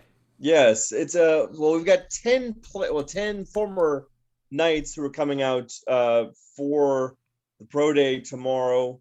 It's going to be in the order that I was presented. The 8 players from last year's team: Otis Anderson, Richie Grant, Jacob Harris, Tay Gowan, Greg McCray, Trey Nixon, Aaron Robinson, and Marlon Williams. And then we're going to have 2 players from previous years come back and do a little workout, hoping to get some attention, in Neville Clark and Dylan Barnett. 10 players overall, which actually is a pretty small field considering past pro days. I believe the 2019 pro day had like 21 players in that. But again, there was a bigger senior class, and that year the seniors didn't get to come back the next year. So that's one reason, a couple reasons why this is a small class. Is there any chance we're going to find out what in the world happened to Neville Clark? We're supposed to be talking to some of the athletes after the event. So we'll be talking to at least, I believe, to Trey, Aaron, and Richie. I could put him a word and say, hey, can we talk to Neville and figure out what happened? Because I remember the Vikings paid you $125,000 as a preferred undrafted free agent, and then what? And then you vanished. Yeah, probably not is the short answer, but I was trying to be comedic. Who in your opinion, has the most to gain by having a good day? Oh, Jeff. Jeff. No one. It's a pro day. Come on. Guys, come on, Murph. Give me something here. People are complaining this isn't being streamed, for crying out loud. Guys, everyone was getting on that, Murph. Did you see that? It's not. No, I didn't. Was it on Twitter? Because if it was, yes. I didn't see it. No. I've stayed far away from Twitter this week for reasons that I do not want to get into, and so there was. I've been surprised that they wouldn't stream it on UCF Knights TV or UCFKnights.com or something. not ESPN Plus or any of that stuff, but like they would stream it from like their own internal like Facebook page, like what they do for the press conferences. Like, why can't they do that for this? I don't know.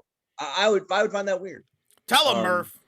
Yeah, but to go back to your stupid question. Wow, that's two. Holy Jeffrey. Holy man. Again, pro days are just mostly it's for it's for like networking and interviews. It's good for these players to talk to NFL personnel and for these personnel people to get a feel for these players, not only what they've seen on tape, but then talk to them face to face a little bit and see what they're about.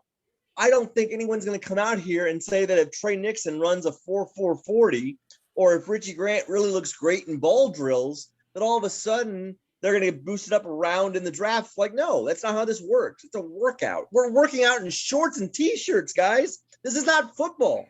This is not football. Speaking of the shorts and T-shirts, UCF even revealed the pro day uniforms today. Yeah, UCF loves itself. It's apparel. I mean, hashtag content, baby. I mean, has Christian Simmons gotten back to us on what he thinks about the wow, folks? For the record, that's not a shot. I love Christian. Like I honestly like Christian a lot. I just wanted to know, like, does he have a take on the pro day shirts and shorts, on the pro day shoes and gloves? Okay, guys, again, pro days are completely overrated. They're here for like they're a TV event. No one gives a crap that Justin Fields ran a 4.40, and if you do, then you don't do pro evaluation very well. Well, my favorite is the analysis right after. I was like, man, I don't know what people thinking he's dropping. I think he might be the second quarterback taken. No. Every quarterback that's tried out is the number 2 quarterback taken. Yeah. I mean, look, you're going to look good. Okay. Unless you didn't train at all and you haven't, practiced the events at all, you're going to look good. This is not a situation where you're going to come out and fall flat on your face. Like, this is easier than the combine. It's just for networking and just for guys to get a look at you. But the guys who are worth their salt in football evaluation or in any sport evaluation, do it based off of film and tape and looking at what these guys have done against real opponents in real live game situations when things matter, not in an indoor practice facility in shorts. It's really. But Murph, I can't get it out of him, Eric. I can't get any draft skinny out of this guy. It's one of the most overrated things. It's one of the most overrated things on the entire sports calendar. Is pro day. Wow. Day will begin with measurables and testing in the weight room around noon, which will be followed by the 40-yard dash, positional workouts, and more on the turf in Nicholson Fieldhouse. So I'll be following the UCF football Twitter account for updates on that. I'm sure they'll have some good video on that. I hope all the kids who work out don't hurt themselves, right? I mean, we saw Neville Clark at the combine a couple years ago. He was it Neville or was it Gabe? I forgot which one. Maybe it was Gabe. But it was a combine a couple years ago, and they pulled up lame during a drill and didn't finish the rest of the events. And you don't want to see that, right? So you want that. And then secondly, I just hope they talk to and get to see and meet and get discussed with as many pro evaluators as they can. That's what this is all about. Right. The other stuff, the events, the ball drills, the 40, the weight lift, the bench press, all that stuff's for show. No one who's worth their salt really puts much stock into the results there. Just network well, stay healthy, and we'll see what happens. I mean, look, is Tristan Hill on the Cowboys if Rod Marinelli's not here going through pro day drills with Tristan Hill back a few years ago? I mean, Rod Marinelli, the Cowboys defensive coordinator, was here coaching up Tristan Hill during pro days, and then the Cowboys take him in the second round.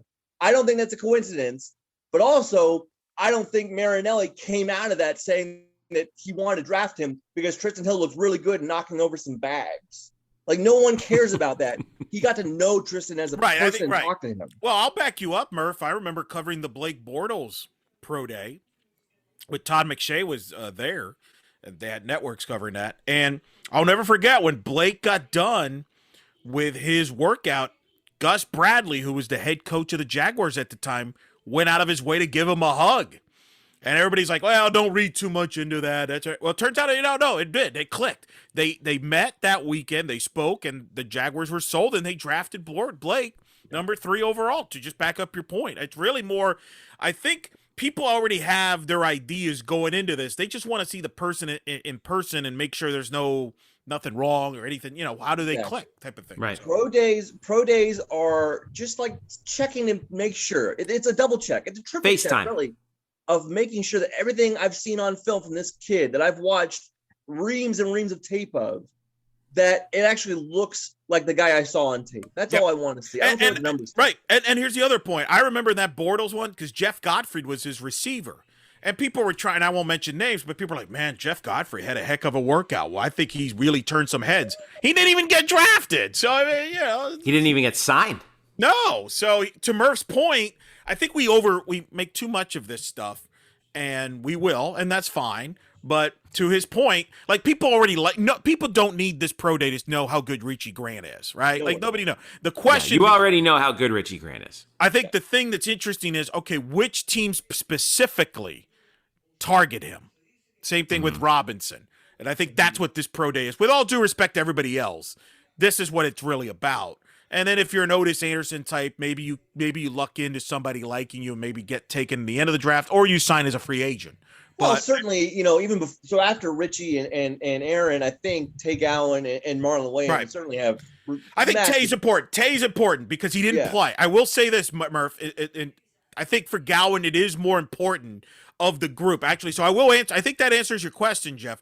I think Gowan is more important because he skipped out on last year. So he may have more questions to answer from NFL people and may have to show some things that others don't. Again, that's fine, but anything he does tomorrow isn't actual football. It's just athleticism. It's gym work. Okay, let's not conflate the two things. That's all. So we just spent about 10 minutes talking about something that both of you unanimously said we spend way too much time talking about. Because I want to do this every year. I want to do this till the day I die. Every year on Pro Day Eve, rant about how overrated pro days are. They're completely overrated. Especially when it's going up against opening day baseball, Major League Baseball. There you go. That's what Murph was waiting on. So, all right. So we're going to wrap with this because, hey, opening day is right around the corner. We're going to have, Murph, you said 2 UCF nights out on Major League rosters to start the season, correct? Yeah, so that's down from last year where we had at least 3, if not 4. It was at least 3, but we have 2 this year, and Dylan Moore for the Mariners and Dan Winkler for the Cubs. Dylan Moore has been really, guys, I mean, we talked about it all over the summer last year. He was kind of a revelation for the Mariners. Got on their team as just a utility defender and turned into a power speed threat. And now is a guy who's a pretty important part of their offense. And then Dan Winkler in the Cubs bullpen, probably going to get maybe not the highest leverage situations, but certainly I think are going to be a dependable middle reliever. And then we'll see whether, does Bo Taylor get called up from the Indians for a catching gig? Drew Butera has re-signed with a minor league deal with the Rangers. Does he get, any action this year? And, does Thad Ward come up from the Red Sox system in September? But that's about it. Yeah, that was my next question for you, because I did see that Drew got released but then picked up by the Rangers, and that's a really important situation for him, right? Because you had said in a tweet that he's 1 year short of 10 years MLB service time. So what does he have to get to officially qualify for that, and then what does it mean for him going forward? So right now, Drew Butera is gotten, as far as service time, 9.067 years of service time. So about 9.1 years of service time. And for a full year, I believe you have to spend 172 days on a roster to get a full year. If he gets 10 years of service time, that means you get lifetime pension as a Major League Baseball player. I believe once he hits his early 60s, he gets pension for the rest of his life. And that is a big deal. I mean, I said it last year. I think I said it the year before that. The fact that Drew Butera has hung around for 10 years in the major leagues with a career batting line of 198, 255, 294. That's a 550 OPS. It just goes to show you a couple things. One, he's great in the clubhouse, and he's a phenomenal, fantastic catcher. What about, let me ask you this, like, for a guy like Drew who has kind of hovered above, obviously, the major league minimum, right, for much of his career. You want to know how much he's made in his career? Yeah, how much? According to Baseball Reference, about $8.4 million. All right, $8.4 million. That's pretty good. So I'm under the assumption that he's probably invested that fairly well. You know, Drew knows what he's doing. But what is that for a player like him who has that much money in the bank? How much does that pension really matter? So I have to look at the exact numbers, but I mean, again, just go to show like it's not like Bobby Bonilla is turning down the Mets $1 million every year. Like, I don't care how much money you have. It's still nice to have more money. And it's not like he has, A-Rod money. Like, again, it's just more money that allows you for the rest of your life to provide for your family and your kids, grandkids, whatever. Like, it's a big time deal. They'd be fully vested. I really quick, I looked on USA Today for an article on pension. This article is from Jorge Ortiz from 2018. The plan pays fully vested members a minimum of nearly $68,000 a year for those who start drawing at 45, with a sliding scale that goes up to $220,000 for beneficiaries who wait until age 62. Right. The payout is even more meaningful for coaches, managers, and trainers who are also eligible and have lower salaries. But the 10-year mark goes beyond any monetary rewards, especially for those who battled long odds to even make it to the majors. For example, Sergio Romo was a 28th round pick with a typical prospect's fastball. Mm-hmm. All these guys who, kind of like came from nowhere, right? They kind of list some of those guys off. Sure. And they get that pension, which is, like I said, not that, $68,000 is pretty good when you're, if you're at 45 and you start pulling from it, and, a nice little extra pocket change if you've done well with your money that you made from your playing days. Right. See, now I'm really interested to see like if the other leagues have pension plans. Well, with all due respect, I think Drew's fine either way. I think he'll be all right. I'm more worried about Murph is our friend Chad Mottola, who we've had on the show, who you can watch. Friend of the podcast. That's right. Chad you can Mottola. Watch our interview Murph and I did with him a couple months ago on our YouTube page. Is he getting back to the playoffs this year with the Rays as the hitting coach? Is he getting back to the playoffs? That's a tough one, and I don't think it has anything to do with the offense. If anything, the offense could be better this year with a healthy Austin Meadows and a full season of Randy Arozarena. And so it's the pitching that's the concern, certainly in the starting rotation for the Rays. I think they could be second in the AL East, but I do think if you had to put a gun to my head, I think they're probably third. Behind the Dunedin Blue Jays there? The Dunedin Blue probably Jays? On the outside looking in against the Dunedin Buffalo Toronto Blue Jays. Gosh, we're gonna. I'm looking for. All right, Murph, I'm gonna ask you to make one prediction. Give me one UCF prospect who has the best chance of making it up to the majors and making a little bit of a splash. Is it Thad Ward or is it someone else? It's absolutely Thad. I mean, maybe someone breaks through this year. The hard part, guys, with all the prospects, and there are lots with Tyler Osick and Jeffrey Hickinson and Trevor Holloway. There are a lot of guys. I was going to say maybe Hickinson could have a shot considering how highly he was drafted. But we have no idea what any of these guys did last year. There was no minor league baseball last year. All these guys played at the alternate site in quotation mark. It's like Area 54. You don't know what happened in there. There are just stats that we have for those sites. So no one knows what these guys did in 2020. Area 51, you mean? Area 51. Yes, I switched Club 54 and Area 51. It's fantastic. Studio 54. Studio 54. Everyone partying. Everyone having a disco time in Club 54. You're usually pretty reliable on the pop culture references, Murph. I'm a little surprised right now. Darn it. Anyway, as I pull this train back on the tracks, so it's hard to say what these guys, how they've improved or what they look like, because no one has seen them, at least publicly, as far as the baseball populace, other than their own team, has seen them do anything since 2019. So I don't know what Tyler Osick looks like or what Jason Barr looks like. But if there is a prospect who could come up, it's Thad Ward. For the second year in a row, he's among the Red Sox top 10 prospects. It wouldn't shock me if Thad gets a September call-up this year. He could be a starter, could be a reliever, but his time is coming. Unfortunately, right now, I think that's the only guy on the horizon. And in addition to that, the minors look a lot different this year because of the new professional baseball agreement. So, what does that mean for some of these guys like Thad, who are going to be, trying to pull their way through a different minor league system this year? Well, also, the minor leagues don't start till May, and then we have fewer teams. So, I worry about guys like, I don't know what has happened. I don't know what's up with guys who got undrafted free agent contracts like Matthew Micah or Chris Williams from a couple years ago. Like, are they still playing baseball? Like, I'm honestly asking. If someone would like to let me know, I don't know. Because again, I don't know what any of these guys have done since 2019.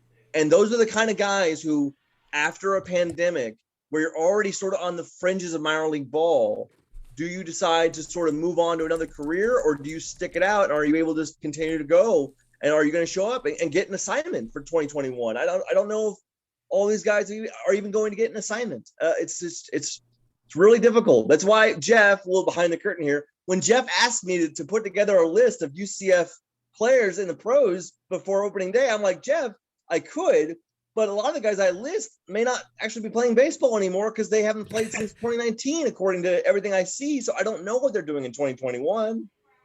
Oh, it's kind of a big mystery. I guess we got to wait until May, right? Until the minor league rosters come out and we see who's where, and right, see who gets assigned where. I mean, there's quite a few guys. I just don't know where they are, or if they're still there, or where they're going, what levels they're at. It's difficult. That's what happens when a pandemic strikes and then MLB decides to basically amputate 70 minor league baseball. 40 teams got cut. Wow. 40 teams. Well, it's a little trick. So in the meantime, Murph, we can't end the show without, of course, it is opening day baseball. We're starting on time, which is kind of a surprise, maybe a little bit. A pleasant surprise, I will say. On behalf of Jeffrey Sharon, Mark Daniels, Dan Forcella, all of these people I just mentioned are Yankee fans, including yourself. Are the Yankees finally going to end this 12-year drought and win the World Series, or are the Dodgers just going to repeat and go on a dynasty run here? What are we doing? Not only have they not won the World Series in 12 years, they haven't gotten to the World Series in 12 years. The better odds of the better odds that they actually get there. I think they will. Longest drought since the 80s and the early 90s, right, Murph? I would imagine so, right? And 82 to 95. Yeah. Wow. Down times. Yeah. So it's been a long time. Look, if the Yankees stay healthy, I think they can get there. But guys, are the Yankees going to stay healthy? They're already hurt. Zach Britton's out. Luke Voigt's got a knee issue. Aaron Judge is Everybody's sick. hurt again. He's fine, but he's sick. Can we do something about the training staff, please? They've completely overhauled their training staff now. I mean, hell of a lot of good it did them, huh? Are you telling me the World Series could be in Dunedin? Or Buffalo? Is that in play here? I just found the title of this episode right here. Are you telling me the World Series could be in Dunedin? Rob Manfred's gonna hang himself when he. No. Golly! All right. That's incredible. Well, that'll put a bow on this. It's the Dodgers' year, probably. It's the year of LA. UCLA's in the Final Four. The Lakers are champions. Oh, well, yeah, you know what? That's what we'll wrap on right here. Okay, because Houston made the Final Four. Yep. By the way, shout out to our guys from the Scott and Holman podcast who are going to see their team in the Final Four for the first time since 1984. And congrats deserving, because that team has had its butts ripped out a couple years in a row in this tournament. Yeah, and congrats to Kelvin. Got the coached this team to the Final Four. I picked them to make the championship game against Gonzaga, but I picked Gonzaga to win it all. Real quick, finishing off with you guys, what are the Cougars' chances? Where do you think they're going to end up? They lose to Baylor by about 12. Oh, wow. Ooh. I think they got a shot with Baylor, but I don't think it's going to matter. I feel this feels like it's Gonzaga's title to lose. It's been Gonzaga's title to lose the whole year. They've been ruthlessly efficient, Gonzaga, haven't they? Pretty cool deal, though. Houston, first Final Four since 1984. Jim Nantz, the alum, gets to call it. And shout out to Mick Cronin, Murph, one of our favorites covering. I'll never forget. You and I, Murph, were in Orlando at the Amway Center for the American Conference Championship. It was Mick Cronin in Cincinnati against Calvin Sampson in Houston. Cincinnati won it.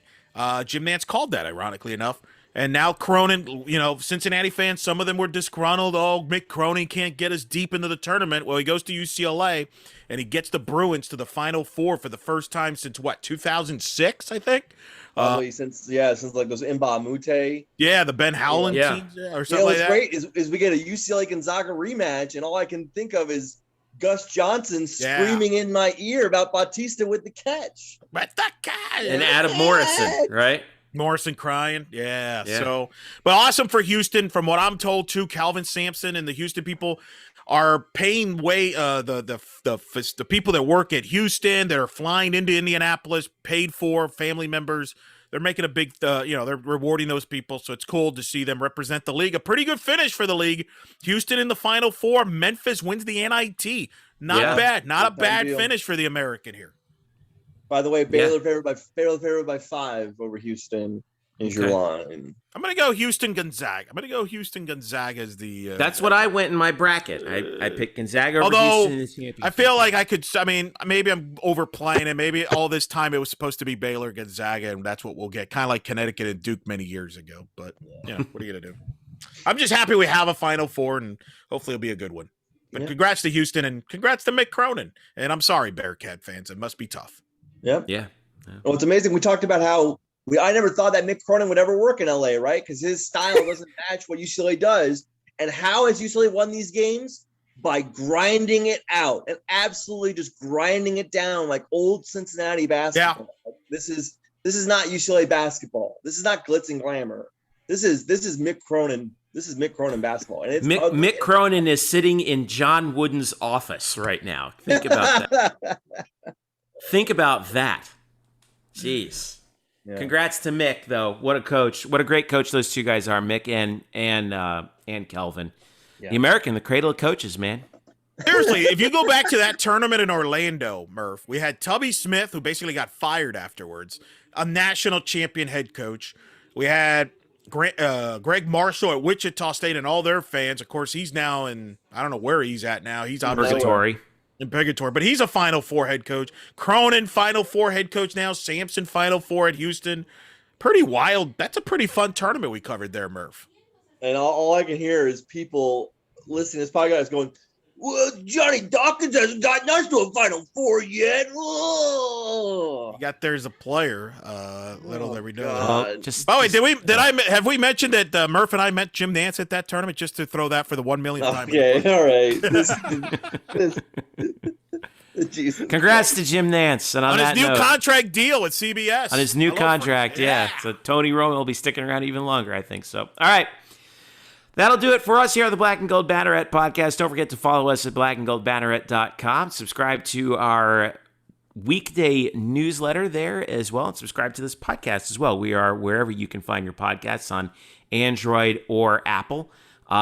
If you don't subscribe to us, make sure you subscribe to us on your favorite podcast app. If you do subscribe to us, make sure you leave a comment and a rating for us. We appreciate that. And tell a UCF friend of yours about us and have them subscribe to us as well. We always appreciate it, extending the community here on the Black and Gold Banneret Podcast. You can follow us on Twitter at UCF_Banneret and also at Facebook.com/Black and Gold Banneret. You can follow me at Jeff_Sharon. You can follow Eric at Eric Lopez Elo and follow Brian at Spokes_Murphy. Boys, it's been grand. Thank you so much. Good seeing you. We'll have another busy weekend of sports coming up.